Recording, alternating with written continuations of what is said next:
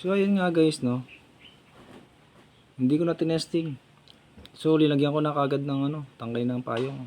Ay, tangkay ng ballpen ito. Nag-extend ako ng 2 mm. So make sure lang na kapag binalik mo itong takip niya, kailangan wala siyang binabangga. Testingin natin, no. Ayan. Ayan. So wala siyang binabanggaan. Basta make sure lang na wala siyang binabanggaan yung nilagay yung extension. Para okay pa rin. So ayan, no, wala siyang binabanggaan. So ikakabit na natin yung plotter.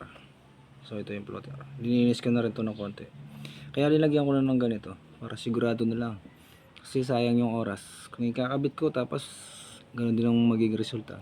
So dahil lininis ko na rin, naisipan ko na rin na maghanap ng tangkay ng ballpen at nilagay ko na dito. Para sigurado na hindi siya mag-overflow. So i-update ko kayo mamaya. Bubuin ko na tapos ikakabit ko. I-update ko kayo mamaya kung okay ba o hindi siya nag-overflow. Pero 100%, 0.1% hindi to mag-overflow. So make sure lang na malinis lang din to. Ito tumutukod sa butas. Sige guys, mamaya i-update ko kayo.